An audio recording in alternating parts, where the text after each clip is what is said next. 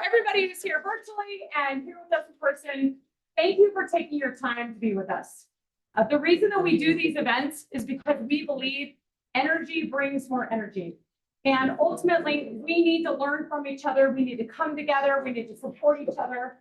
And in my career, almost 20 years in June, when I met somebody like a Brian, and I said, you know what, if he can do it, I can do it. I'm going to lean in. I'm going to be a student. I'm going to absorb every single thing, every little tactic. I'm just going to do really good R&D. Do we know what that means? Rip off and duplicate. I'm just going to find somebody who has what I want, do what they do, and get what they've got. And it took me about 6 or 7 years in my professional career to find a coach, to find a mentor, to find somebody that was living life the way I wanted to live it. And when I met Brian, I was like, this is a guy I want to expose all of you to. Not only because he's a badass producer and continually sells 60 to 100 homes a year in San Diego, California, which, oh, by the way, that's a lot of drive time.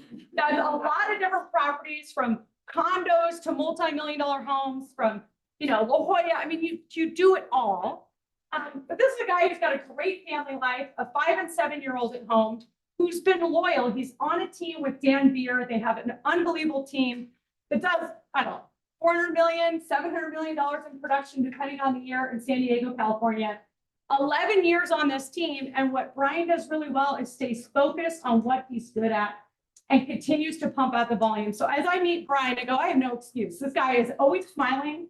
He's always grateful. I got to ask him some hard questions in the car today, which is like, so when have you ever fallen off? When did you ever get full of yourself? When did you ever get burnt out? Because we all go through those things. But what's been cool to see about Brian is not only has he succeeded, but he is all about contribution and giving to others. So I have a hidden motive today.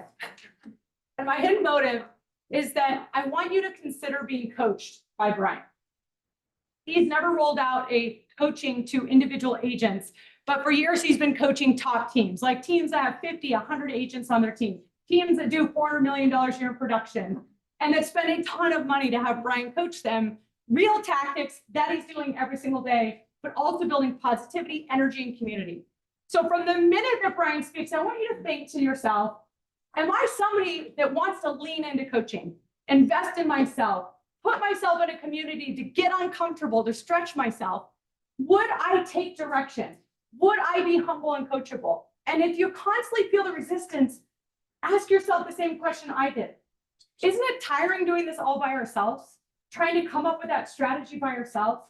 When I decided to surrender and get coaching, my whole business changed. And Brian just launched this a couple of weeks ago, and I said, I want you to come to Reno, because selfishly, if I can get my community, some of you, to coach with Brian, I think it would be unbelievable. But I also think it's a good test of how leaned in are we? Are we taking our career seriously? Do we want to be professionals? What do we want people to say about us when we leave the room? How memorable do we want to be? So anyway, Brian's not going to promote himself, but that's my secret agenda. Brian flew up from San Diego to be with us today. I hope you take a ton of notes, you lean all the way in. And Brian, please share with us how to win in this market and kick ass. Brian, Dan.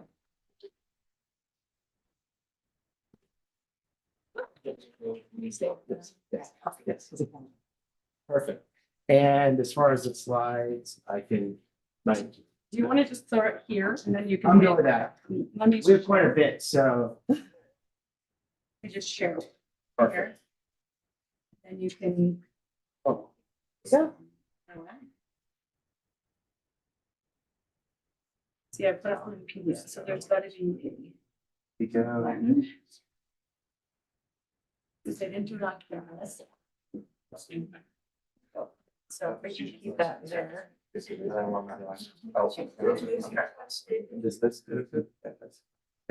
Enough. All right. Thank you guys for having me. I'm excited to be here. I first want to give you a little backstory on myself. I think that'd be important.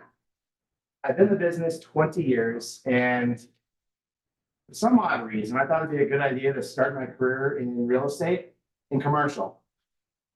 Here's the reason why. Who the heck wants to work weekends?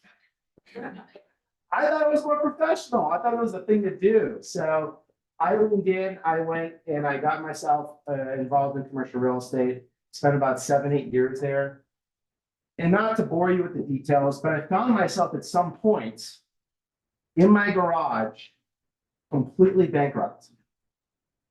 Bankrupt. Like, I remember I'm a big hockey fan, so I remember selling all my memorabilia. I had to give away my Luke Robitaille hockey puck that was signed. I had to give away all this stuff.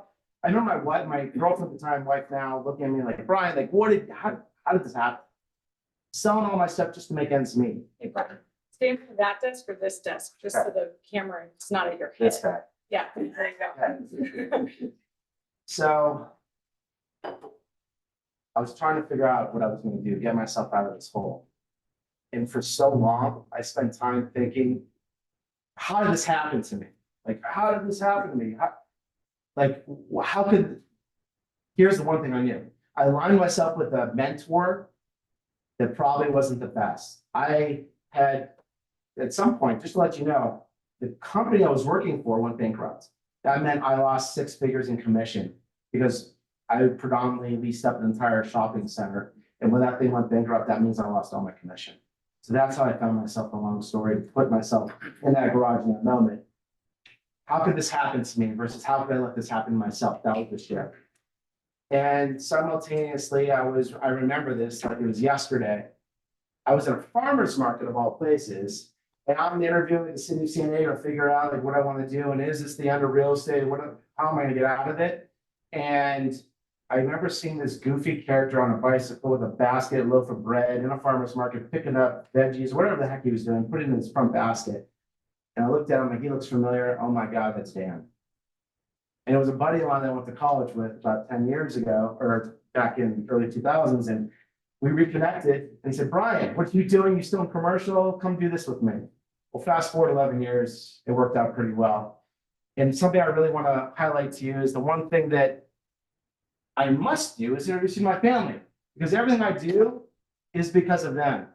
I am intentional and purposeful in every ounce of my business, because if that means I'm doing something, I'm taking time away from them. So I'm encouraging you to figure out, what are you taking your time away from as you walk through all this stuff? And it's important. So this is my son Dylan right here. That's my daughter Noah. I swear she is the boss of all of us. She had one eyebrow, and when that thing split, her personality. Like, that's my wife Lauren. We're big hockey fans, so just wanted to introduce you because I want you to get to know me as we navigate through this. So this is the truth. My biggest strength. It's not because I say this or do that. Well, actually, it is. I implement. The thing I'm proud of is if I learn something, I implement it immediately. I don't wait to get ready. Like, I learned a new text to send to somebody recently, and versus trying to figure out the perfect text or the perfect video, I just sent it out, which landed me 2 listings. If you implement immediately, that's the one thing I want you to take away. And secondly, do not overwhelm yourself. We overwhelm ourselves with crap all the time. We need to make sure that we are just taking 1 or 2 things away from today, and that's my ask. Let's take 2 things away and let's implement it, because I know that could be your superpower. That is what's worked for me. So, additionally, we learn things, and so often we try to reinvent the wheel. A lot of what I'm going to show you today are things that I've learned along my path. I've learned from other people that have been successful. Have I over time made a few tweaks here or there? Yes.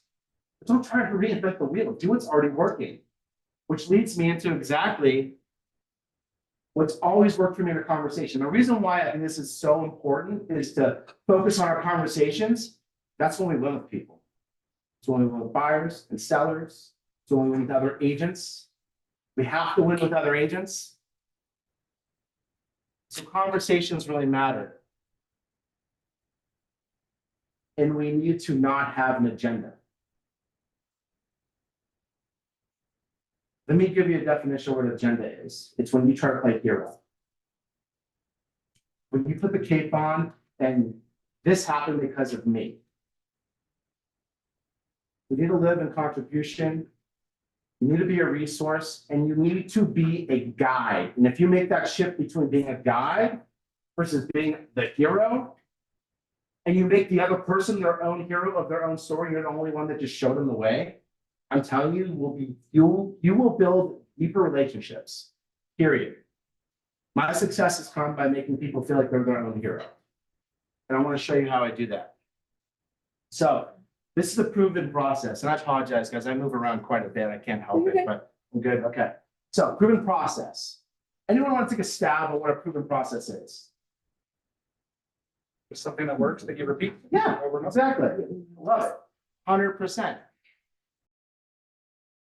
Try this.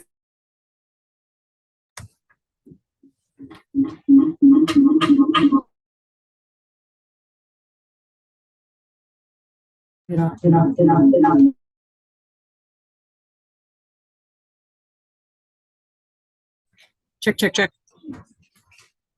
Okay, let's try that for a second.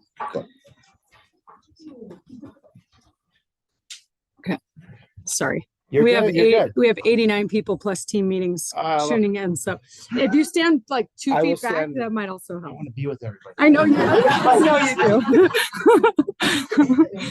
How do I go back to my? Yep. So you stand here real quick and then turn around. Laura said she can hear. So you have to talk like this. Okay. Like this. Yeah, like that. Talk like this. So I'll talk about corners. We'll do corners. Okay. Okay. Sorry. And how do I get back to my? Yeah. I'll We show you. also have to say whoever parked in front of Remax has to go move because they will have your car taken. Don't start. So what you guys doing for lunch? Okay, so proven process. He'll be filled back in, I promise. But I have so much I have to go over with you, so we have to go. Proven process. In order. Yeah, Laura said they can't see the video now, whatever you did. Oh, she says we see slides. Yeah. Okay, perfect. All right, we're good. Proven process to me is understanding who you're speaking to. Okay, and doing it over and over again, having a process that works, how to win. This is where I start. I need to understand who somebody is. I need to uncover everything about them. In the conversation, are they a first-time home buyer? Are they currently renting? Are they a family? I need to know who they are. I need to uncover that. Okay. And in order to understand who they are, they're going to reveal something at that point, which will indicate their pain, a challenge, a pylon cone in the road, something that they need help with. Most people that we encounter, buyers or sellers, are people that partially raise their hand. Partially are those people that signed up but didn't think they were going to get a call on a website, right? Or someone that stopped by an open house because they were just nosy. That's like the half hand up. But they got a pain because they needed information that they had to sign up for. And we need to learn more about that.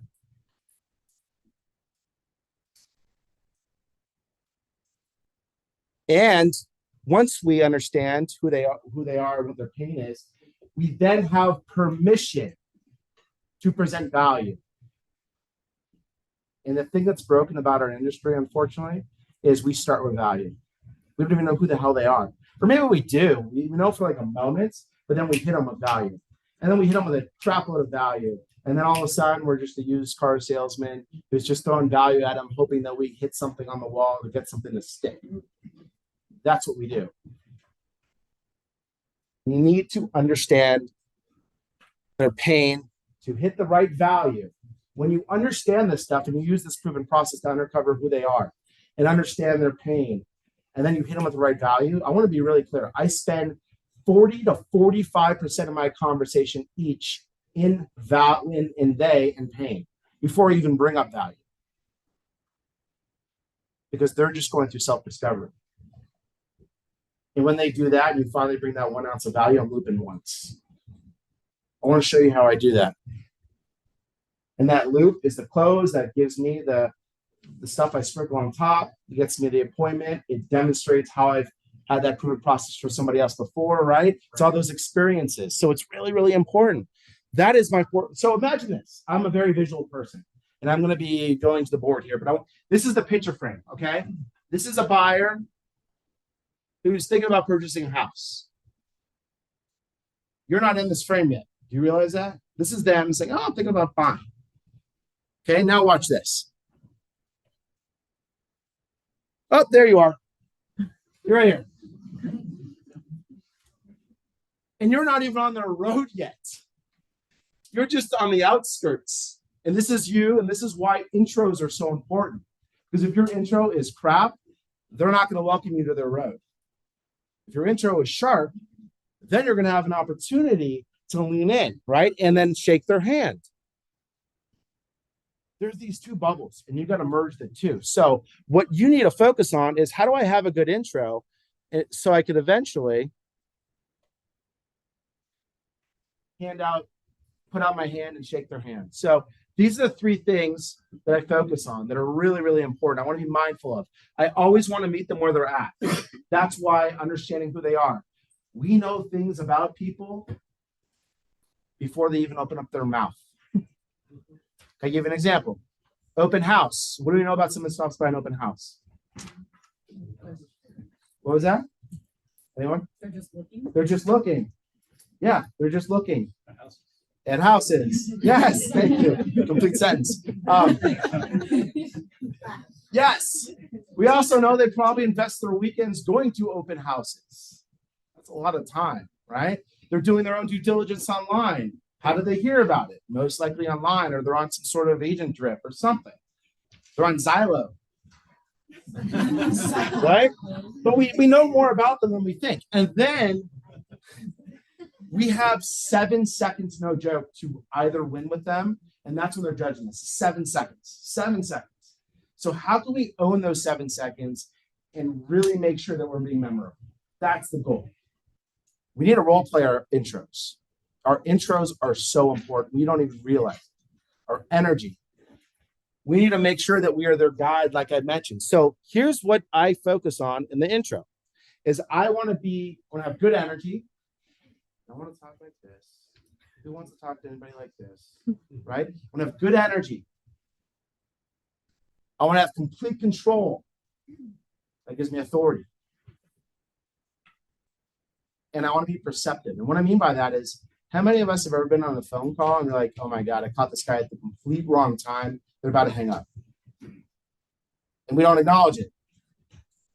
Like, oh, I want to ask you a question. No, you can feel their energy that they're going to actually hang up the phone. What if we actually leaned in and said, it sounds like I caught you at a terrible time. When are you free? When are you free to speak? Take control, energy, all that stuff. So live in these 3 things. Okay, now we're back in the room. So we'll go here. This is us with our heart beating fast. Like, am I going to say the right thing? Am I going to say the right thing? We're now entering, and that little pin right there, this pin is what I'm planting to say I've landed my intro. I've landed my intro, and my intro is good enough where now I can shake their hand. I can shake their hand, and now I could win with them. Now, once we plant that pin,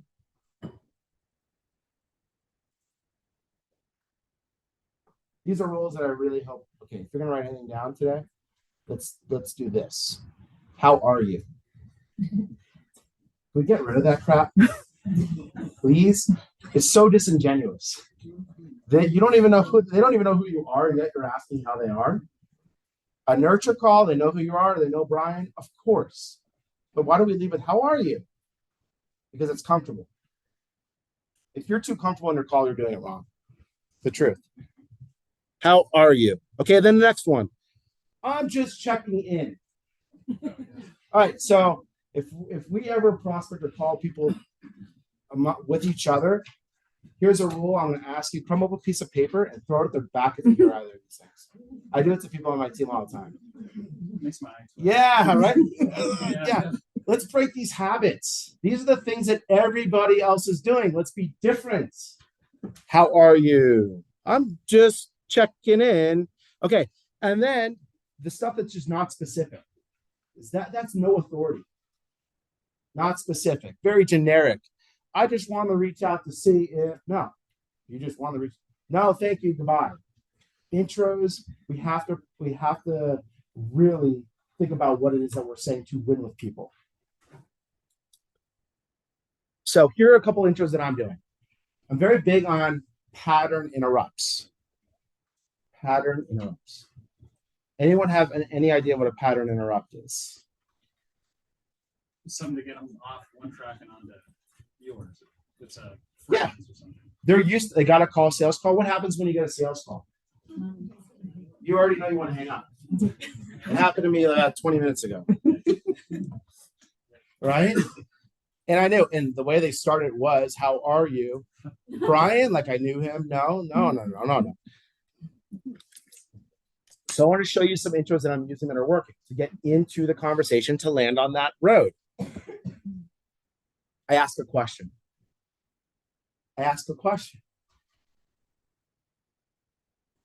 Shayla, it's Brian with Beer Home Team, and I was wondering, can you help me out quickly? The guard comes down. Can I ask you a question? Can you help me out quickly? How many of us lead with a question up front? You're catching them off guard. That's why I like this. Now, you requested information on Sentinel Lane. By the way, I don't use full address. I go Sentinel Lane. 7 seconds, by the way. I don't want to grab 2 seconds with numbers that I don't need. Sentinel Lane. I know we haven't had a chance to connect. Is that the right home for you? Are you still interested? Then you go there. But ask your questions first. Here's another one. Someone that has interest in a specific property. Shayla, it's Brian with Beer Home Team, and you requested some information on Sentinel Lane. When would you like to see it? What can I answer for you? Direct. Specific. Intros really make a big difference, I'm telling you. So now it's time to level up, okay? We have to stay curious. So do you guys see these thrashes like in the road here, these lines? And you see this empty space? They mean something. I want you to think about this differently in a conversation. And if we live here versus interrogation, we will win. So we have 5-second windows. I love these 5-second windows. We have to live in 5-second windows because what we hear from them is going to give us information on what questions we can ask next. And we need to live in a space where we're just asking questions. Ask questions. You learn something about somebody and say, yeah, we're just interested in that home in San Marcos. What's important about San Marcos? You know where we go? This is why I want to introduce you to something called talk tracks. Brian, you might curse me out after this one. Be like, I'm not a believer in scripts. I don't like scripts. I do not like scripts. I like many versions of scripts, what I call talk tracks, which I'm going to introduce you to in a moment. But when I use scripts and I'm long-winded in 5 pages of this is what I'm going to say, I'm robotic. I'm not me. I win when I'm me. You win when you're you. So why do we live in that space? So we're only as good as the questions we ask. If we ask good questions, they're moving back and you'll have an opportunity to move forward with them. So check this out. Talk track. That's what this is right here. That's a talk track. It is framework. That's all it is. It's a framework to get information. And the way to do it is by being direct, being yourself, and being memorable. And when we don't do it right, that's when we're interrogating. You guys know LP Mama? No one knows LP? Okay. Yes, LP Mama. Reside. Yes. Right? So LP Mama. When we hear something, it's location, right? Let's just say we want to know, we hear that they are specific about a location. And then price is part of LP Mama. So rather than leaning into location, and they're giving us information about location, we take them to where we want to go next, which is price. Versus just hearing what they said in those 5 seconds of time, unpacking it, learning more. I'm going to explain this further in a moment, but that's when we interrogate. It's when we don't listen to what they're saying, right? So LP Mama is a talk track. I chunk it down. I use them in little spurts. And if I'm asking good questions, I will get all the information that LP Mama is designed to give me by living in the moment. Past client, SOI scripts, buyer consultation presentations, all that stuff. I just want to be myself. I chunk it down. Now,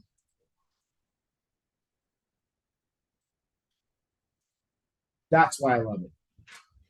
When I am showcasing, I'm actively listening to them because I'm repeating the work they're giving me, the information they're giving me. I'm staying curious.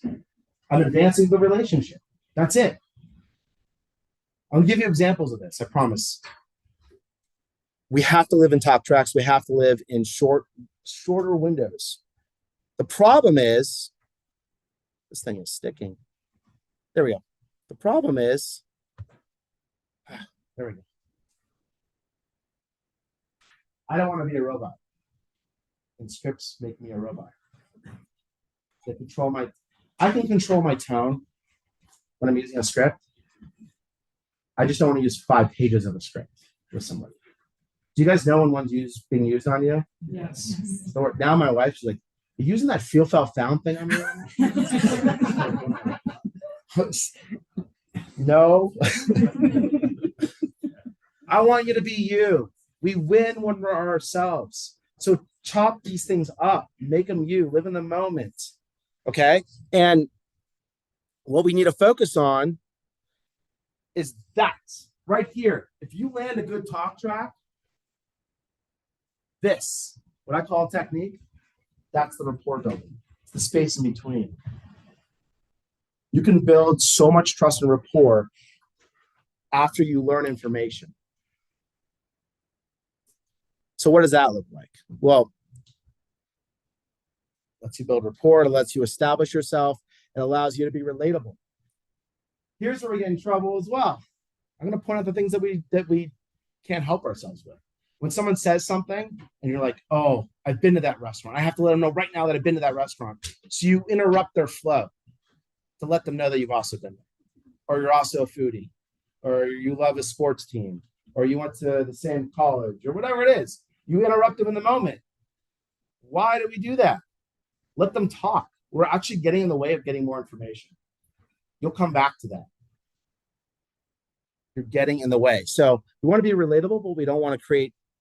We don't want to create a moment in which they can't continue to pour into whatever it is that they want to pour into. We want to be memorable. That's what we want to be. So we live in the moment when we are building techniques, when we're building rapport.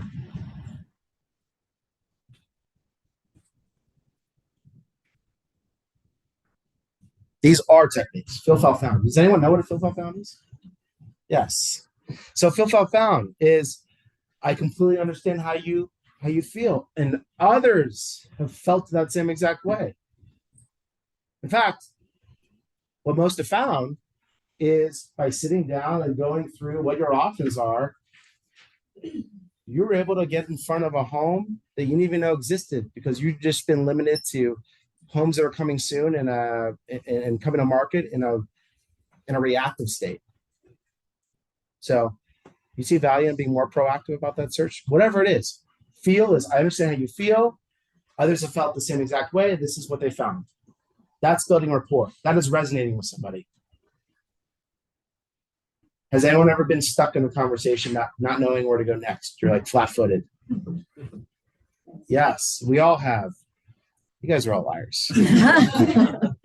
We all have. Here's the hack that I use. I mirror them. The last word, if you live in 5 seconds, the last word they give you is what you are going to mirror in the form of a question. Gets you right back on track. And you can't do that if you're thinking well far ahead about the appointment you're trying to book. Because you're not living in the moment. You're living about your agenda. So mirroring is I use mirroring all the time. Want a good school district? Oh, I hear you want a good school district. No. Want a good school district? Mirror with the form, increase your inflections. Now look, so now we're building all of these talk tracks, building rapport, talk tracks, building rapport. This again, information gathering, being relatable, building trust, building rapport, information gathering, living in the moment. You're meeting them where they're at. Versus shortcuts. Oh, okay. I thought I know what he wants. He wants a 3-bed in this neighborhood, Del Sur. Go for the close. You think that appointment ever shows up? No way. No way. Or how about this one here? I love this guy. This is a guy with an agenda. Come with me. I'm going to take you through LP Mama because I have questions. I am going to force my questions down your throat, and you're going to tell me everything that I want to know versus just living in the moment and making them feel like they've been heard. And here's the beauty of the whole thing is when you're living in the moment of 5 seconds and you're staying curious and delayering and the information you're gathering, that road is seamless. You're actually in cruise control. They don't know it. That's what makes it relatable. That is what makes the relationship relatable and familiar, is because it's just serendipitous. It's meant to be. Versus taking them and jerking them around where they want to go, over here and over there. We got to make it seamless. That's why living in these shorter windows of time is more important. So, how about this one? Creating friction. Let me give you an example of creating friction. Creating friction is when someone says that they heard it was a bad time to buy because of Uncle John. And then you start playing defense. Uncle John, what does Uncle John do? Where does he live? Who's Uncle John, right? Why would we get into that conversation now? Why don't we empower Uncle John? Obviously, Uncle John is an influencer. He's an influencer. He influenced them enough to remember that it's not a good time to buy. So why do we play defense in this moment? Don't create friction. There's a lot of these opportunities, a lot of these in the conversation. If someone's saying that, Uncle John is important, great. Should we invite him to the conversation? Should he come to our showings? Should he be part of our buyer consultation? Invite him. Don't ignore him. We create friction where it's not needed. Are you saying that we have a lender is a solution or a friction point? Jill's ready to attack that. Yeah. Yeah. Are we the problem or are we just the solution? No. I mean, here's the truth. This is where my thought is. When someone is telling us that they already have someone and they already have a lender, okay, and we want to introduce them to a lender, we have to build rapport first to then introduce them to the lender. In my opinion, have to introduce them to the lender. But you need permission to do it. Otherwise, you can lose the entire opportunity.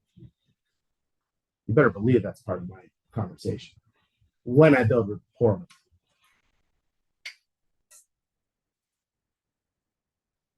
Right? So this is what we do.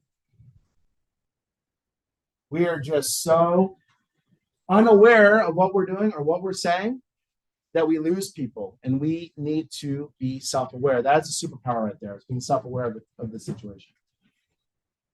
You have to be self-aware.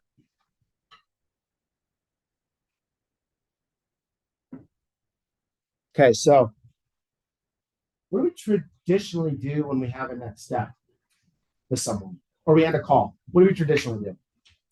Say we have someone that didn't say what type of home they want to buy, or they are, it's a follow-up. What do we do? Yes.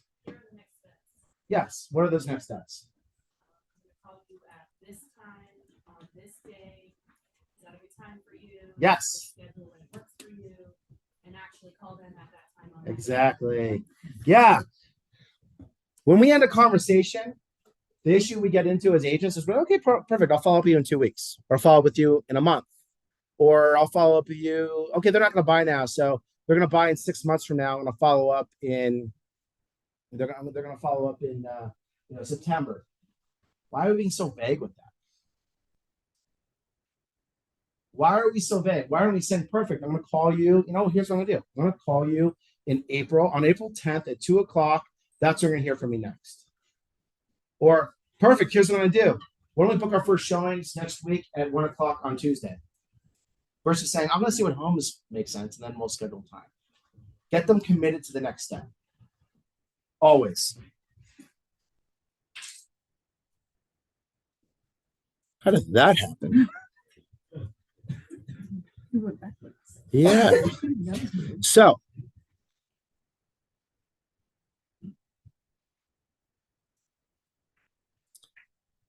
next step, very important. 3 things I encourage you to write down. After every conversation, I'm recapping what I just learned. That shows that I've actively listened to exactly what they told me. We don't recap enough. Recap the conversation. The next thing I want to do, oh my goodness. The next thing I want to do.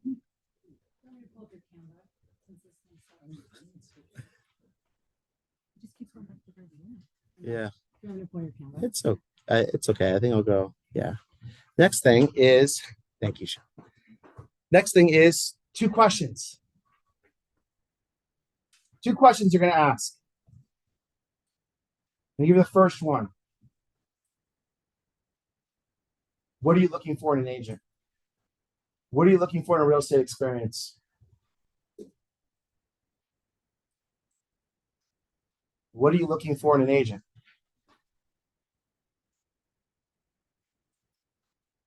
And the second one, if you like what you hear, if you like the experience we provide, would there be any reason why we can't work together?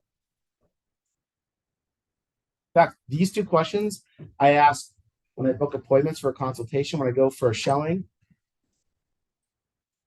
over and over and over again. Why? Because it gives me more information about what they need, what type of experience they want, how I can put myself in that position to win for them.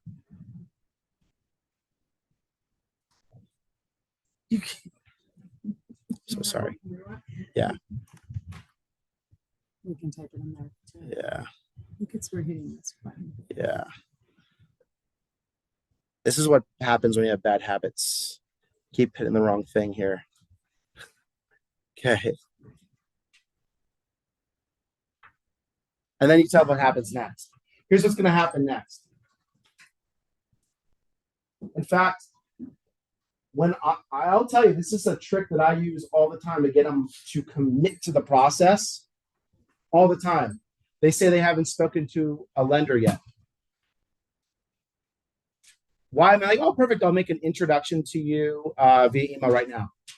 Yes. Oh my God. Perfect. Here's what I'm going to do. I'm going to conference Shelly in right now. I want to introduce you. She is my go-to. I want to make that introduction. You guys can have that conversation offline, but I make the introductions right there and then. I don't do it later because then I'm getting them commit to the application, commit to the process. We make a mistake because we don't do that enough. We just do like the email, and then what happens? Oh, they're not responding. Yeah, of course. You lost momentum. Yeah. Did you say 3 questions? I only got 2. 2. Okay. Got If you want to make it a third, what are you looking for in a real estate agent or experience? Perfect. Thank you so much. What else? That's the other one. Go deep. Okay. Go deep. Go deep. I almost did it again. Yeah. Right, use the arrows. Yeah, the arrows. That's what I did and went back. So, any questions about any of that? Like, I want to. Do you guys questions? I'm Yes. sorry to take you back here, but the second question is, you like what you hear? Is there any? I didn't catch the last of that. If you like what you hear, would there be any reason why I wouldn't be able to work with one another? Future pace, the experience. Future pace, the experience. Future pace, the close. Future pace, all that. By the way, I love that question too. I'll answer yours. That question could be, that's the framework of another question, which is, let's go see the house on Main Street. Main Street is the most shown house ever, right? Man, let's go see Main Street. Okay, perfect. If you like what you see at Main Street, would there be any reason why you wouldn't write a competitive offer? That is the framework for the best questions you can ask to future pace them to a close. Yeah. You make that comment about, here, let me get on the phone and introduce you to my lender. Yeah. You clearly are introducing them to one. Yes. Yes. One lender. A lender. My lender. Your favorite. Yes. Yeah. So you're not giving them 3 names. You're not telling them, you know. I love this question. I if they ask, I'm gonna listen. But why in the world would I overcomplicate a situation? Like, what am I doing? Can you imagine overcomplicating that and just introducing so many things? Like when someone doesn't say, I really have never bought a home before, and if they say, I want to know the process. But why do we always, someone's never bought a home and they've never asked about the process? We spend time educating them on the process. And then they're like, what the heck is this? This is overwhelming. And then maybe they never take action. Why do we overcomplicate things? One, I introduce one lender, my lender. Control, right? Control, authority. And that's why it makes that introduction call so important. Okay, Brian, we had talked about this in the car. Out of a whole transaction from lead to paycheck, how much energy are you spending on this first part? Because you just spent a lot of time in your presentation on that intro and the building of trust. How much is that is important to the thing, and how much time out of the whole thing do you spend on that? So how much time do I spend on that road? Yeah. Can I go back to the road? Let me see if I can do it safely. I like the road. Yeah, it's a good, yeah. Do you see how this thing veers off at the top? There's no end. The road is there, the entire relationship. By the way, I'm right here with one of my past clients right now. That road continues. Still learning things about them. We make it transactional. Let's make it about them. Let's win the relationship.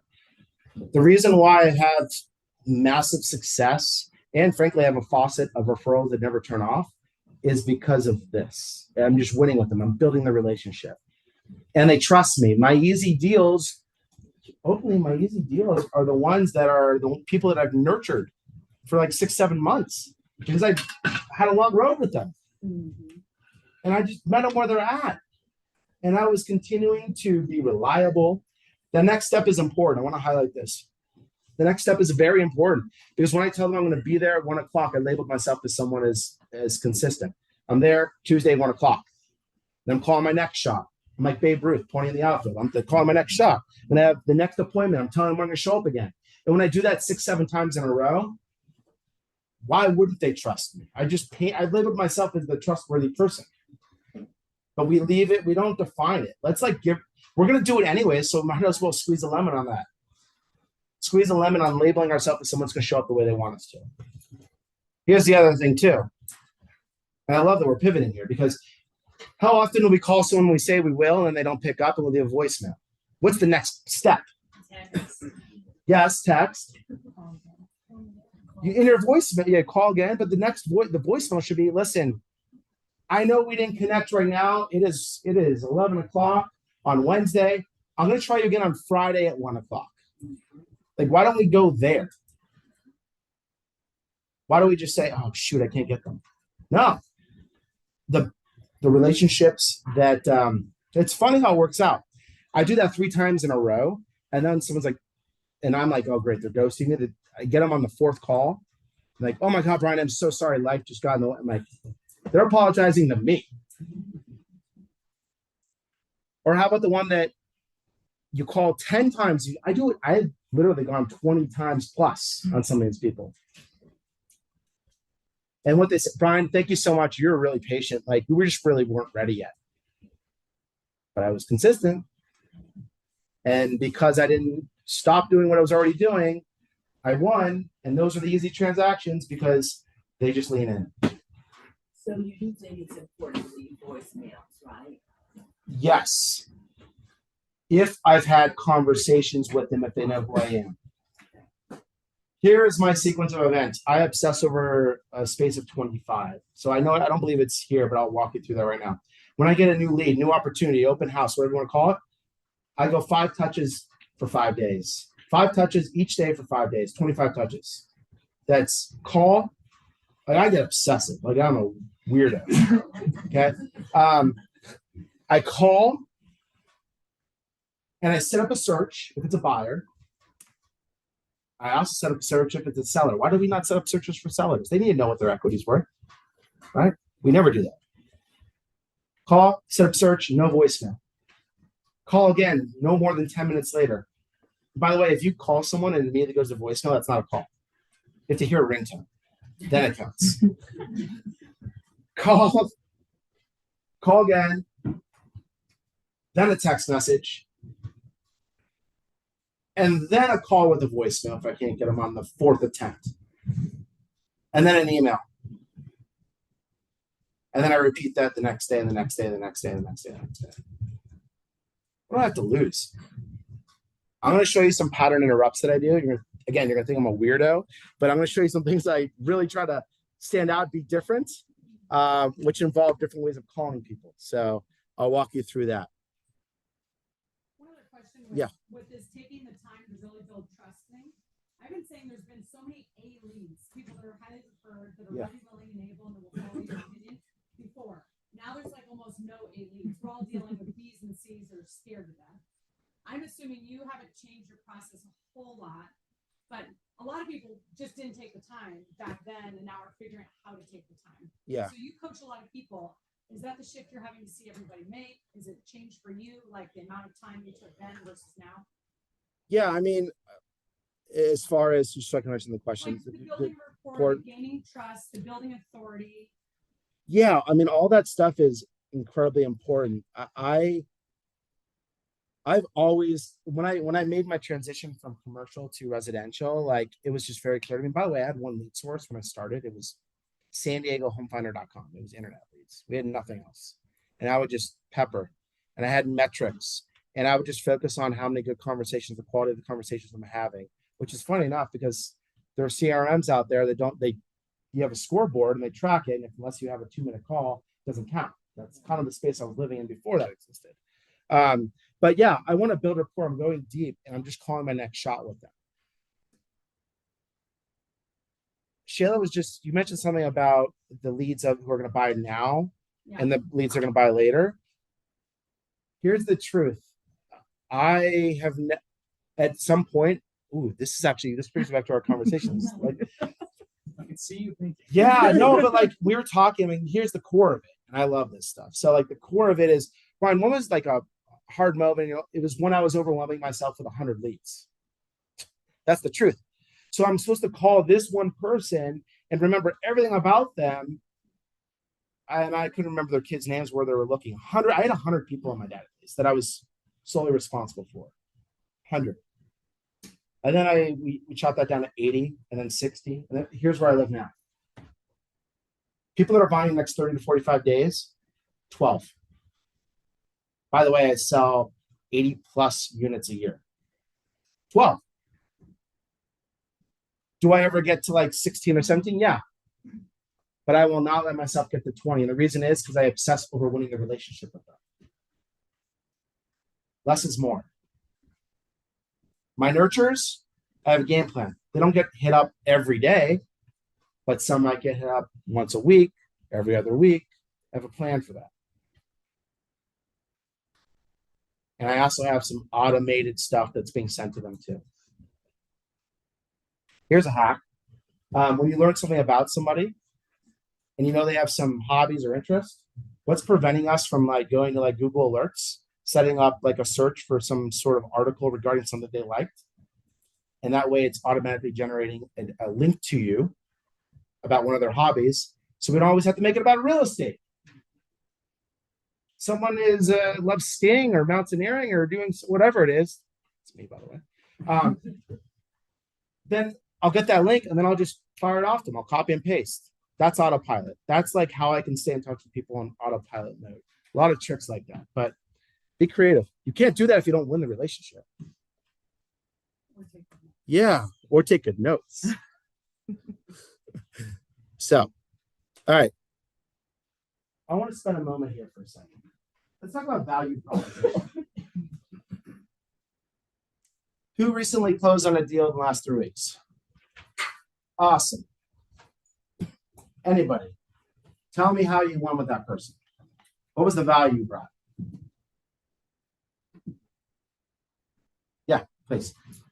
So this gentleman, it's a referral from another agent out of state that I had done a deal with over a year ago.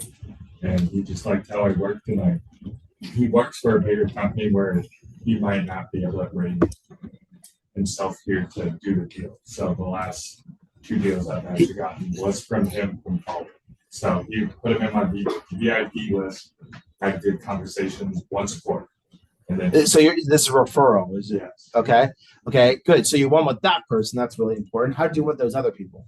The people that you actually closed with that you referred you to? Got them about 60,000 in repair allowance. Okay, so you negotiated. Perfect. Love that.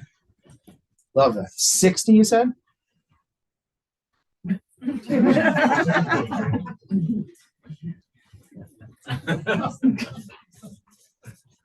love that. Should be a little more excited. We're gonna talk about we're gonna talk about storytelling in a moment. We're talking about storytelling in a moment, and it's really important. What else? We're gonna come back to you in a sec. What else? Anyone else close the deal? Yes. How'd you win with that person? How'd you close? I met her at a booth venue that I had done. I was invited to, and she remembered me and watched a lot of my videos and liked how I educated her. So she came back to me and was interested in my house. Awesome. You're memorable and you built a relationship. Is there anything specific you guys connected on?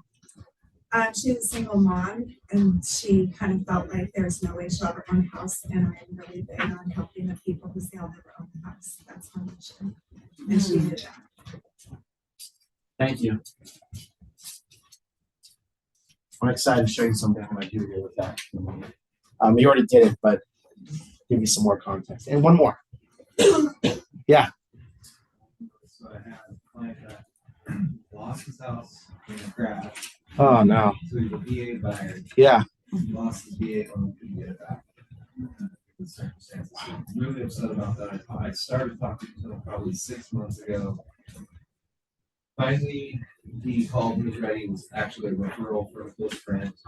Just kind of stayed in touch, but he was obsessed over that no money down. I was able to get him basically at the close of escrow. He wrote a check for $27.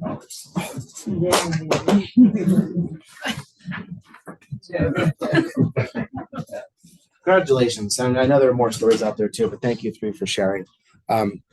I want to show you, what do we do with our values? How do we repurpose some of these stories we're already using, or we've already won with people with, right?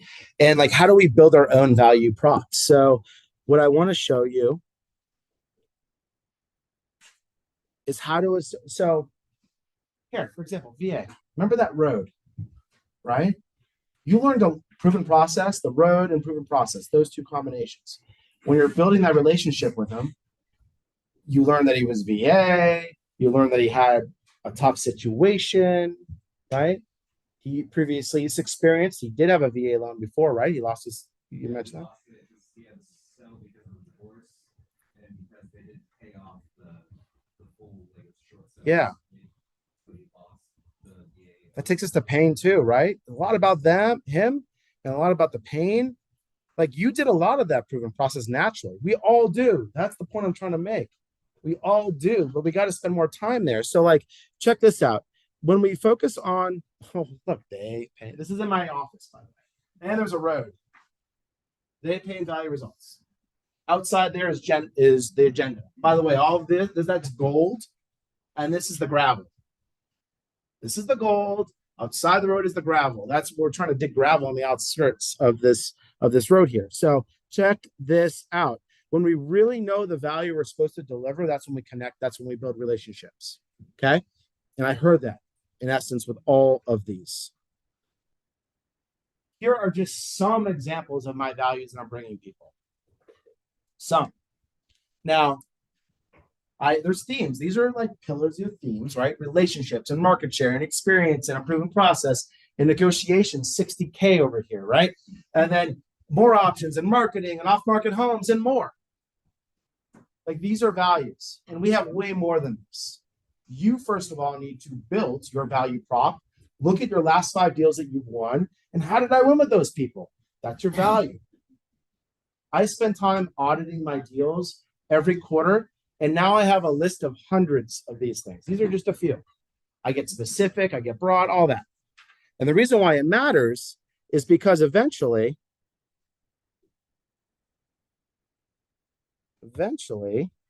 I can customize it for them.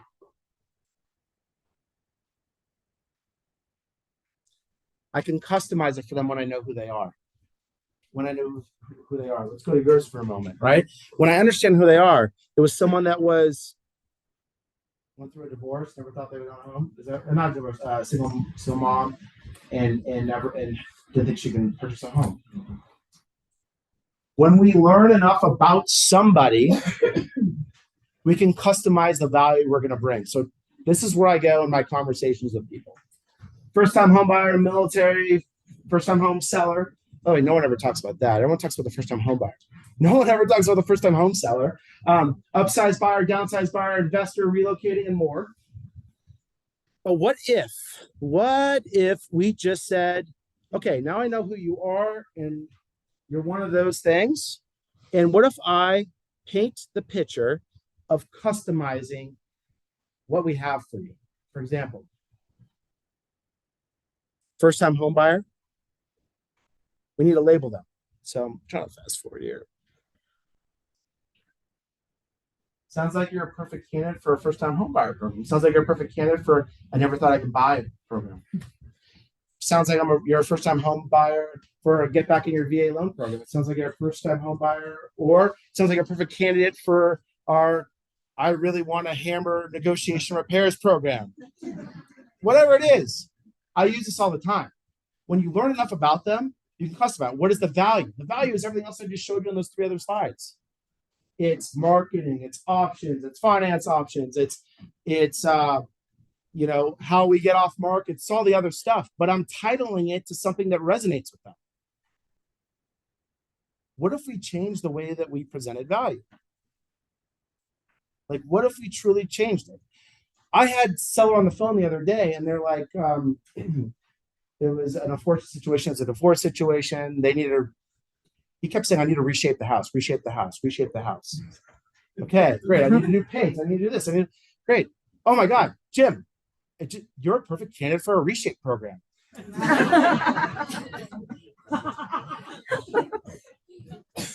What is that? Tell me more.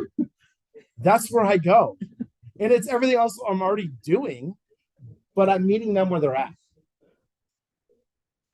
If we can pivot in that direction, I'm telling you, it works. And it works like fire.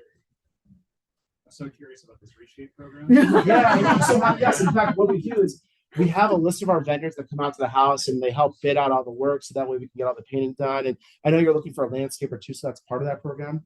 We also have seller perks. It's part of that. So what we'll do is we'll make sure that we get the house cleaned with window cleaning beforehand, and we'll stage it for free. One other thing I didn't even mention is that we also have a flexible commission. So that's part of this program because I know you want to get the most you possibly can out of the sale of your home. So depending on where the buyer comes from, that's how we're compensated. If it came from you, if it came from us, I'll walk you all through that at our listing appointment at 2:00 on Friday.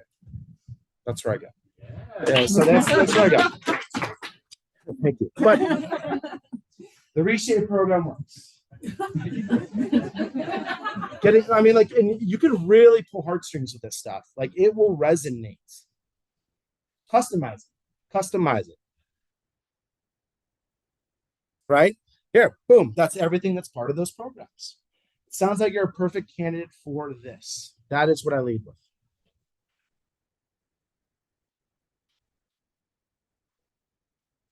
Now, you label them, you got to label yourself. Does anyone remember those 3 questions that I asked? 2 questions. You got to throw in a curveball. 2 questions that I asked. What do you look for in anything? Yes, perfect. That's how I'm labeling myself. That's how I'm labeling myself. I'm the person that's not only going to give them the value that they want, but I heard communication is important to you.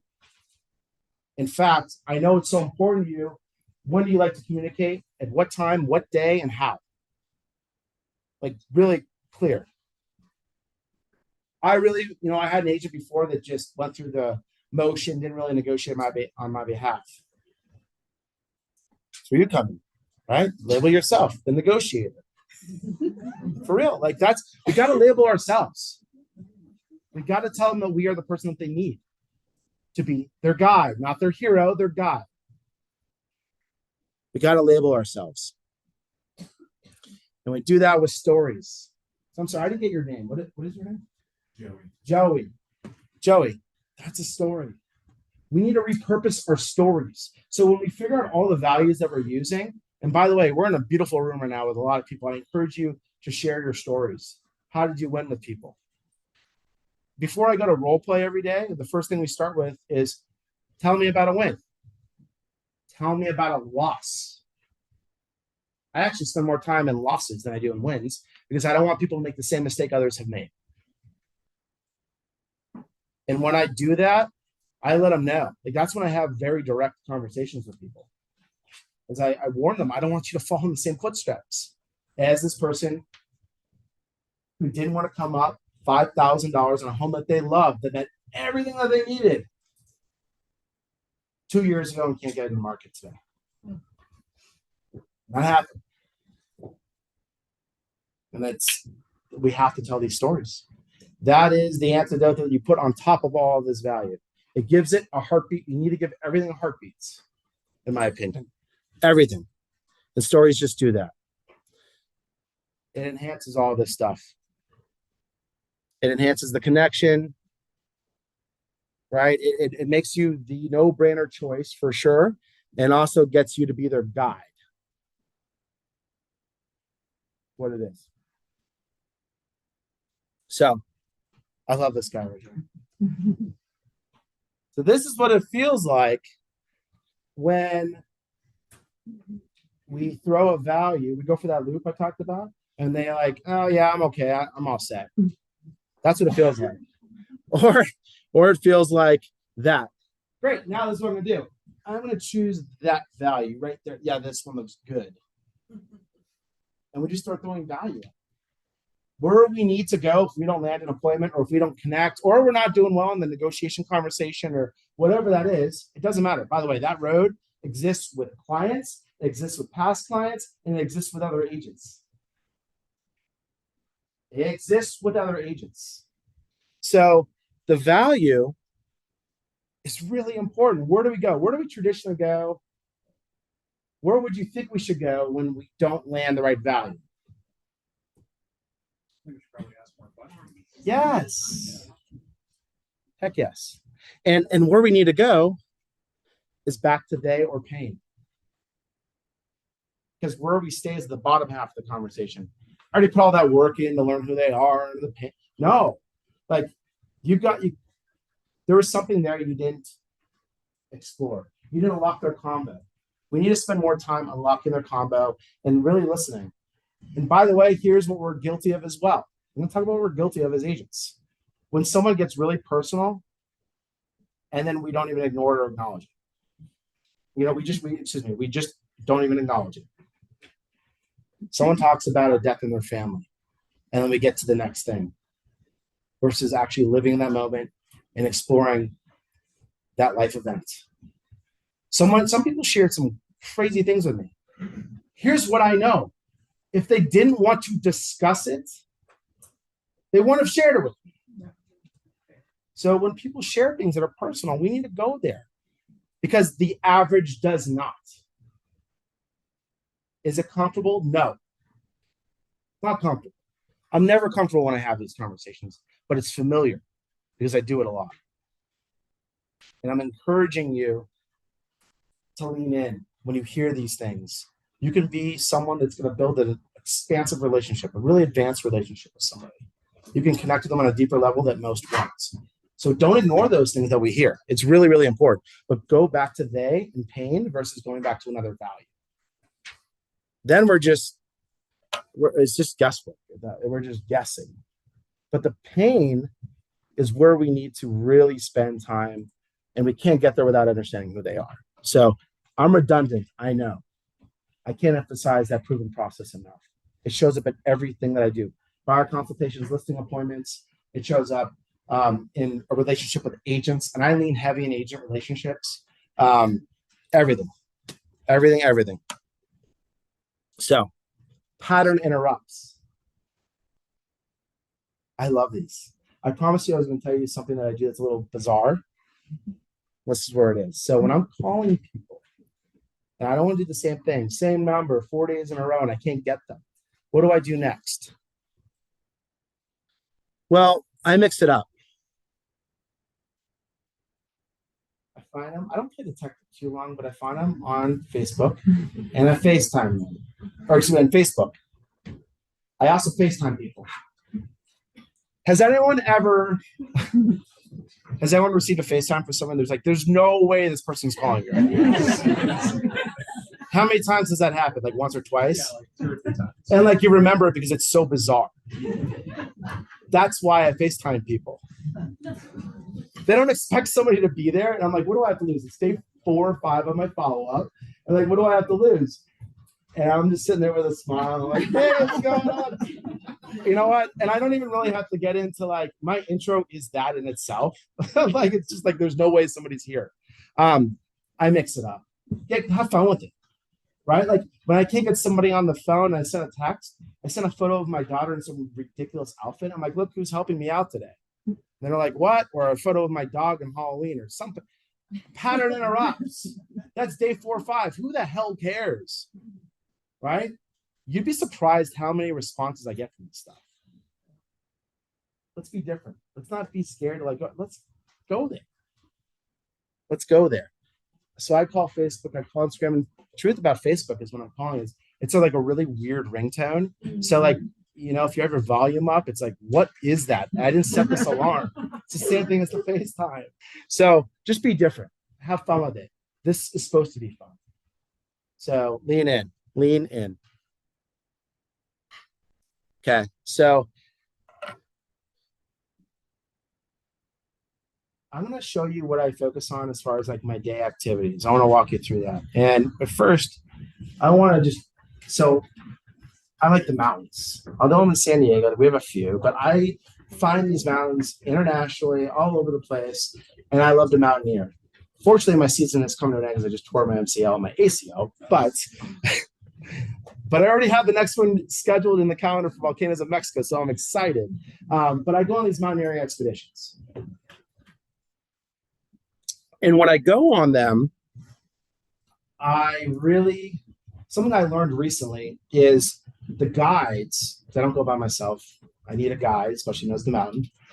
The guides want us leaving at like 12 o'clock at night, 3 o'clock's a little late, 12, 1 o'clock in the morning in the pitch dark.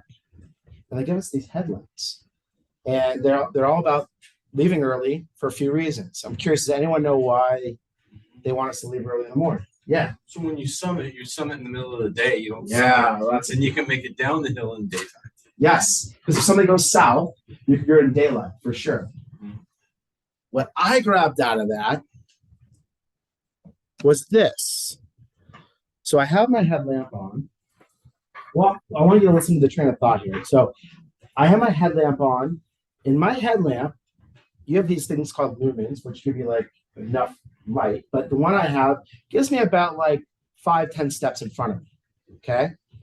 And what I found was what works for me and only having vision on my 5-10 steps is not being immersed or overwhelmed with the mountain I have to summit over there and how the hell I'm going to get there, or the crevasse over here, or whatever the heck is going on over here, the snow bridge over here. I'm not focusing on all this noise. I'm focusing on my 5 steps. And I'm like, for my entire career, I've always focused on 5 steps in my day. And that's why I wanted to share this with you, because that's how I maneuver through my day. Focus on 5 steps. For the year, this is a true question. They're like, how many of us have declared our goal for the year, our number that we want to sell? Okay, I love that. We all should. But how do we really break that down? We know we want to sell 30 or 25 or 40 or 50, whatever that is. And that's all we focus on. No, like we need to focus on, okay, break that down quarterly, break that down monthly. What do I have to do weekly and daily? Like that's our focus. But we overwhelm ourselves. And then here's what happens. When we say 50 and we're down at 20 and we got 2 quarters left, we're like, oh shit, like how am I gotta make up ground. And then we do things out of character. Yes. And that drives me crazy because we need to do what's always worked. There's gonna be, every athlete goes through a slump, okay? But if you can control your activities, it's like game over. I live in 5 seconds. In my conversation, I live in 5 steps in my business. I want to show you that. So here's just for fun. I'll just show you. That's like this. I ski down some of this stuff too. This one was in Bolivia, which is like you can't even see. And by the way, they stopped because there's a crevasse that drops off right there. It's crazy. That's me in Ecuador. Like I'm telling you, it is like I come back down different every time. I don't know how my wife lets me do this, but yeah, it's just incredible. This is us with our skis. This is a mountain we went to in Bolivia. So, and I do this with Dan too. So I love this stuff. But yeah, like 5 steps. What if we just focus on our 5 steps? So let's stop overcomplicating. Let's stop overcomplicating with the introductions of lenders, multiple lenders. Let's just make it easy. Let's simplify things. Like this is where we need to go. So like, that's how I used to track my day. Has anyone ever worked on a sheet like this? It destroyed me, destroyed my confidence. 200 contacts in a day. I think it was a whole week. Daily activity trackers. I worked off of this for years and I'm like, what the hell is wrong with me? I feel so unaccomplished. Like, this is terrible. And I'm saying, forget this crap. Let's not do this anymore. And I'm going to share with you what I'm doing. And I sent it to Sheila, so she's going to share with you guys too if you want to take it on. But let's simplify. So I'm going to chop it down. What I do is I work on sprints. So the first thing I do in my day, it's a point system. First thing I do is I prime my day. We were talking about it in the car, but like I purposely send Facebook birthday videos to anyone in my Facebook every morning, video. And I do that because it feels good. And by the time I jump on prospecting, if someone drops an F-bomb at me, I still feel pretty good. Right? So like, that's why I do it. But I start my day, I prime my day with a good birthday wish. And I don't just put it on a wall. I do a video. I love that. I've been doing it for years. The next thing I do is I jump into my non-negotiables. How many of us have non-negotiables? I love it. What are some versions of non-negotiables you guys have? Just how many contacts? Contacts. Okay, cool. Exercise. I love that. Escrow follow-up. Good follow-up. Yeah. Perfect. These are mine. So this is where I live. I want 10 conversations, new conversations. And I don't call prospecting because there's different variations of having new conversations. 10. These are people that say they don't know who I am. They don't know who Brian is yet. They don't know who I am. These are my new conversations. And then I focus on my follow-up. And my follow-up are the people who do know who I am, the people who I can say, how are you? That's when I use the how are you. This is my fault because they know who I am, right? And I obsess over that. I have 8. Remember the other one had 200 and then had like all these crazy things on? 10 and 8. I send 5 videos a day at a minimum. In fact, if you walked in my office, there's a sign on the door that says, Brian, stop. Did you send 15 videos? And these aren't birthday wishes. These are to other agents, which I'll get into in a moment.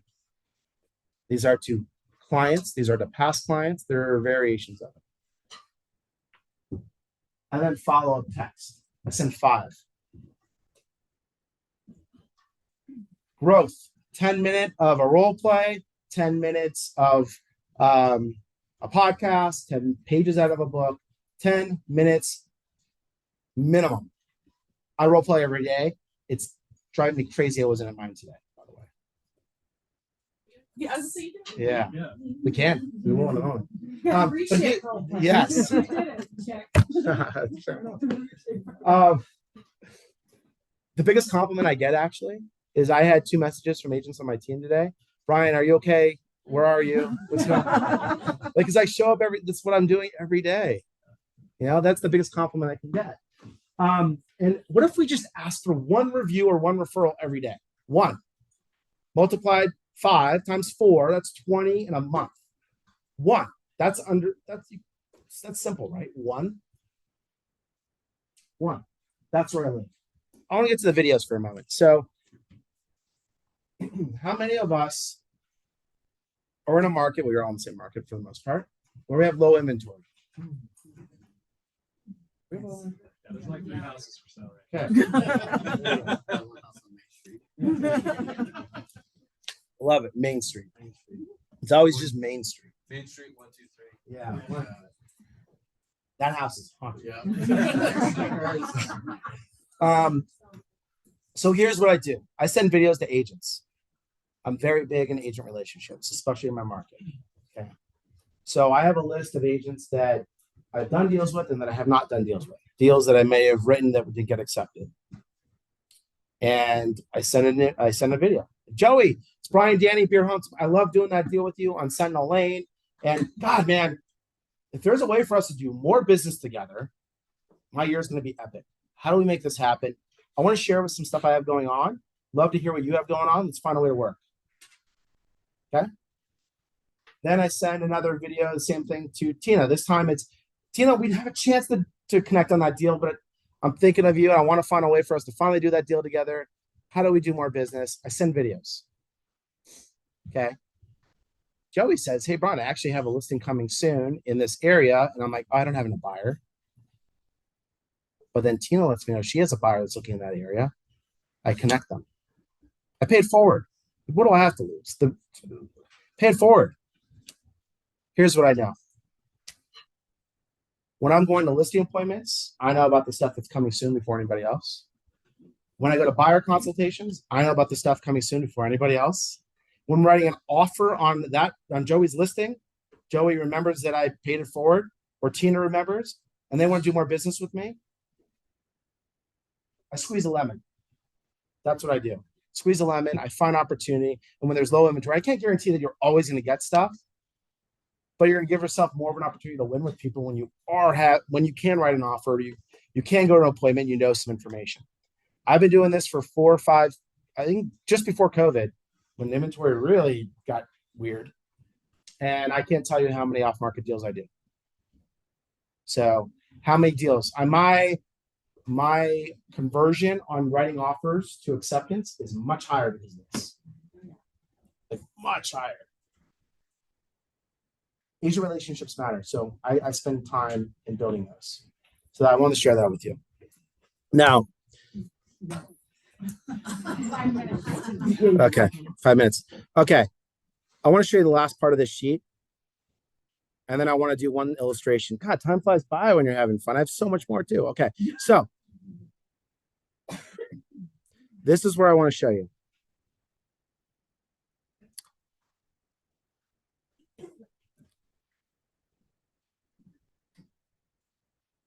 The next thing on here is role play. I have fun with it. And that is a wheel I spin with different objections to different situations. And I have fun with it every day. In fact, if any of you ever want to be part of a role play, I hold one on Fridays at 8 a.m. If you want to join a group called Team Agents Unite, you're more than welcome to be there. I'll be there on Friday. It's at 8 a.m. Pacific Standard Time. Team Agents Unite. It's on Facebook. Yeah, and I have a link. Yeah. But look, what worked well, what didn't work well, I audit my day. That's the bottom line. And the one thing I want to point out real quick is I celebrate my 1 hour of personal care. Because if I'm going to do this again tomorrow, I need to do that. Gym, watch the Kings game, or whatever it is that I'm going to do, right? Like I need to celebrate and get points for giving myself a time to rejuvenate and go again. But let's spend time focusing on the things that didn't work well so we can make those enhancements. That's where we learn the most. Okay, so I want to show you something.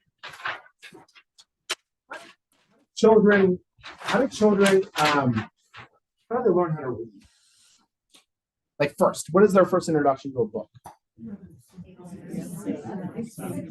Letters, yeah, but like they look at pictures first, right? Illustrations. So I'm very big on illustrations with my clients. Okay, very big. Right now, the environment is interesting, and not everyone understands it. So I want to walk you through one variation of an illustration that I do in the moments when someone says, Brian, you know what, I'm waiting for rates to come down. Okay, I want to show you this. Rates right now, Shayla, where are we? Right, 7. 7, love it. Yeah. Perfect. So what I do is I say, do I have permission? Can I show you something? Great. I grab a napkin. I draw this on a piece of paper. What rates are you put out right now? 7%? Perfect. 7. Okay. And how many homes are you seeing on the marketplace right now? And I go, not many. Okay. No worries. 3 homes. Just is that an example of how many homes we're seeing in the marketplace? And how many buyers are in the marketplace right now purchasing homes? Not many. Okay. Let's do 5. All right. And I know you're waiting for lower interest rates. So what I want to do is I just want to create the space here. What rate are you waiting for it to come down to? Someone just give me a rate. 5.5. 5.5. Thank you. Not very realistic and not. Something 1%, 5%, 5.5%. Perfect. And would you be fair to say there are other buyers also looking to capture that same rate? Okay, great. Yeah, we do. We probably have thousands of them. Right? Oh, by the way, do you think there's also buyers out here that are still waiting for 6%? And do you think there's buyers just waiting to get to 6.5%? Yeah. Okay. Perfect. So here's what I want to show you. Right now, would you say there's a lot of competition? Not really. And when we drop to 6.5%, what happens to your competition? Increases. When we drop to 6%, what happens to your competition? Even more. Oh my goodness. If we get to I know you want 5.5, and I understand. What happens when we drop to 5.5? So let me ask you a question. What's more important to you? Chasing this in competition, compromising on exactly what you're looking for in your home, or winning the home of your dreams and adjusting later? I illustrate this stuff all the time. Here's another one, by the way. This same formula works. This is what I was using in the season. I'm just giving you an example. This is someone who says that they want to buy in January. This was before I'm just giving you an example, okay? I know we're past January now. But I want you to understand the concept of this. January, no inventory. What happens if we're in February? And then we're in April, right? And then May. And then here are the buyers who want to buy now. Here are the ones that are waiting until they get the bonus in February. Here are the ones that are waiting until election. Here are the ones that are waiting to file. It's the same thing. You can paint a picture of an environment any which way you want. Right now, rates are leading the way. But let's get people to get out of their own way. And let's really do a good job of illustrating the environment that they will be putting themselves into. But the only way this will really hit home and pull heartstrings if we understand what they want. If we understand that proven process. So, cool. How much time do I have? Okay. Look at that. With this is where I'll leave you. This is my business plan for the year. 2 hours a day fully immersed into my daily sprint. That's it. My business plan. 2 hours a day, fully committed. I'll go to my appointments later. I'll do all that. But if I own this 2 hours a day, I know I'm going to have a good year. And I work off of this. Everything else will come. Chase the activities. Don't chase. Your summit should not be your volume. Your summit should be your activities. It's all those steps in front of you. If you are interested in group coaching, feel free to scan this. This is group coaching. It's going to be 4 sessions. 4 sessions once a month for $297 on Zoom, going over every single playbook I have, including all the hacks, everything I'm doing to win, listing presentation, my buyer consultation, which is, by the way, very important right now, and all that other stuff on how to get agency relationships secured. So thank you guys for having me so much. Yeah.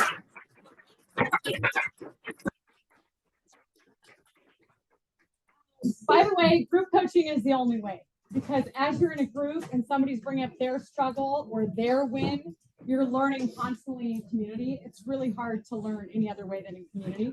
If I can keep you guys for 3 more minutes, I want to give you one other thing to talk to your buyers about, like right now relative to rates. Can I have 3 minutes? And by the way, you have like 20 spots because you're taking 50 in the group. You got 20 for $300 a month. Yes. Yeah. Stupid. My hidden agenda. I hope you guys take a look at it. Okay, so I want to talk about interest rates really quick, because yes, the Feds, there was a likelihood that they were going to reduce rates like 70 to 90% at the beginning of the year. Come March, now that is hopefully come May, the markets are pricing into 6 to 7 reductions. Now the markets are pricing in 3 to 4. So we are going to be in the environment that we're in for a while. We cannot afford to put our careers on hold or our buyers on hold for when will rates come down. Would you guys all agree with that? Yes. What is happening with rates gently coming down, although February they've pretty much gone up all month because we've had positive economic news, is that the spread between the 10-year treasury and the 30-year fixed has been whacked. Okay, if you've got the 10-year treasury over here at 4 1/4, typically where 30-year fixed rates are is a spread of about 1.85%. So if it was normalized market where we weren't all in question of what are the Feds going to do? Are they raising? Are they lowering? What's going on? Interest rates would be right around 6%, 6.125 in a normal market. I'm talking about a long period of time. This is the normal spread. In the last year, because we went from COVID and all this excessive spending and all the other things that we've had going on and not knowing what the Feds are doing, the spread has gone up to like 3.3%, because this is not that high, right? So this is why rates are all the way up in the high 7s. Right now, as of today, the spread has come down. Let's just say we're at 7 or even 7 1/4. We're more at like 2% spread. So we've already come down quite a bit to a more normalized pace. And that's just the market settling into feeling a little bit more secure about what the Feds are doing. So even if the Feds aren't going to lower rates, as we're bumping out of this inflation, CPI, job reports, unemployment, we're going to get more normalized here. Okay. So that's something positive to think about. What I want to share with you is why are interest rates different from company to company when we're all selling the same asset to the same buyer? You guys realize that 90% of loans are going to Fannie, Freddie, FHA, VA, and those are government agencies, yes? And they're all buying the same loan, whether they're buying it today from Bank of America, US Bank, or Guild Mortgage. They're buying the same asset with the same buyer. So how come mortgage company A is offering a 7 1/4, mortgage company B is offering 6 1/4, mortgage company C is offering 2 1/4? Okay, it's not that bad. But people's perception is it's like that. Does that make sense? The best way to equate this, guys, is you going in for a listing appointment. How come when Lee sits down in a listing appointment, he can get a 6% listing, and Feather's going in and offering a 5% listing, and that damn Brian Danney's going in and getting a 4.5% listing? It's about the service and the value being provided. It's about the overhead of that person. It's about the aggressive business model that they have. Is it sustainable to offer 4.5% listings for a long period of time with excellent service and staging and window cleaning and all the stuff that you want to provide? Probably not, right? So where are things going? What I'm telling you is over the last year, there's been, I should do all this drawing. There's been way too many loan officers and realtors, yes? For this much pie. We have a supply and demand problem. Already 30% of licensees are getting out of the business. How many of you guys have had a lender or loan officer that all of a sudden is no longer full-time career in the business? How many of you guys know somebody like that? How many of you know realtors that are no longer full-time career agents? You guys should put up both hands. I know them all, right? So When you pick your one lender and you refer strongly, what we need to be able to do is justify the value that we are providing. We better be getting information and spending a long time knowing their pain and their fears and what they're trying to do. Do they have VA eligibility and why not? Exhaust every resource. If we're not doing that as loan officers, fire. Get out. Because you got to be a killer in this market. You cannot be average. You've got to be above average. Yes or no? Yes. Second, you've got to be able to justify their value. Now, what I'll tell you as loan officers and companies, I've done 6 rounds of layoffs to try to right size because we're all competing and driving ourselves to the bottom, right? And we're all taking 4% listings. And then people are going, well, maybe I could take a 2% listing. And I'll take a 2.2% listing. I'll pay the buyer for the 2% and I'll take a 0.2. And they're just throwing their last try to stay in business. And I'm telling you that working for a company that's acquired 5 mortgage companies, including a huge mortgage company, Academy Mortgage, last week. We started 500 loan officers on Monday because companies are not making it. Okay, so this environment is going to change, but I want to talk to you real that what I hope we can do is meet in the middle, that you come to me and say, Shayla, as a loan officer, as Guild Mortgage, can you come off your 6% listing at 5%, lower your margin so that the rate comes down and sustain business doing that? Can you even come down to a 4.5% listing so that I can sell you hard and know that the buyer is getting a fair rate? And you know what I'm going to say for every one of you that are wanting to be coached and leaning in and fighting hard? Hell yes. Because this is a long-term relationship. I'm not caring about this one transaction. I'm caring about this client who knows people, and I'm in this for the long haul. Okay? Now, there's some lenders who go, well, I'll do it for 3%. Well, then I got a question. Are you really going to follow up with a person? Do you have all the technology? Do you have a CRM? Are you going to be here in 2 years from now? Are you going to be somebody who's going to exhaust every product? Or do you even have those tools dispensable to you? So is cheap is always the best, not really. Okay. So in that vein, just being really clear with you guys, we've all taken big hits to earn the business because it's so freaking competitive. And the only thing we're doing is lowering margin, which is lowering rate, which is what's doing it. Okay. We will be here in 2 years. I will guarantee that I will be here. I'm 43 years old. I brought Guild Mortgage here 14 years ago. We've been a #1 market share and we are playing to win. Have you guys felt that from Guild Mortgage? Yeah. From all of my people. We do daily hustles, we do training. I mean, we are just ferocious. In fact, you're all invited next week to a ski party. We rented out all of Sky Tavern. All of Sky Tavern for a realtor appreciation party because I believe in what Danney said. The more we know each other and we're networking and we're finding out what's working and what do you got going, we do deals together, being in the positive energy. But here's my offer because I wanted to leave you with an offer. You all heard of a temporary buy down? Yes? Yes. Okay, we're going to offer a lender paid temporary buy down. Okay, what does that mean? We are taking money out of our commission to give a subsidy into the loan, a pricing concession, so we can eat the first year payment reduction. Okay, so let's say you have somebody that's a low income person, they're above the AMI, the area median income. They've got a 7% rate, 10% down. Their payment is going to be $37.27 before taxes and insurance on a $600,000 purchase. Okay. If we pay for a 1% buy down, they get a 6% for the first year. Okay. What happens is their note says 7, but we subsidize the appropriate payment to bring them down to 6%. Their payment goes down to $32.37. 32. Gosh, you guys, 32.37. That math doesn't work out exactly right. This one was wrong, but it's a savings of $355 per month. Okay. Where does that money come from? The loan officer and the company, by the way. I'm subsidizing big time.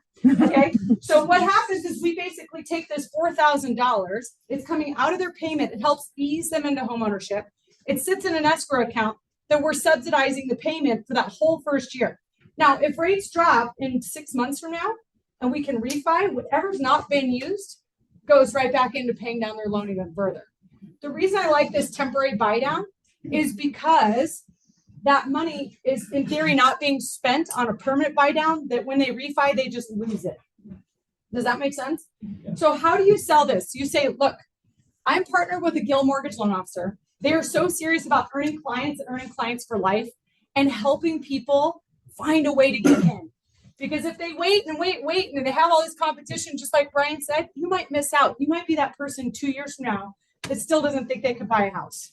So I'm partnering with you. Maybe you're putting something in there too. I'm going to pay for the appraisal. You guys do this stuff every day anyways. Can we have a meeting to see how this might work for you? What I heard you say, Brian, so beautifully is understanding their pain and then setting that next meeting. And if we can all come together and say, we're all throwing in on this 4% listing right now to make these deals work and to earn the trust and the referral, we can all do more business. So I didn't run this by all my loan officers, but I know they're freaking game. So thank you guys. I'm going to say between now and the end of March, anybody that was here and heard this and you guys say, hey, will you do that 1-0 buy down for my client? My loan officers and myself will pitch in the money to make this happen. Did any of you think that could help you get one extra deal in contract maybe? Yeah. Okay. You get to say I came to a class and because I was there, I got some free money that I want to give to you. Make the deal special at it. Thank you so much for being here. We will email you about our ski party on March 8th. I highly encourage you to follow up with Brian and we will get you all the content, the recording and everything else from today's. Thank you for supporting us at Gilmore. You guys are amazing.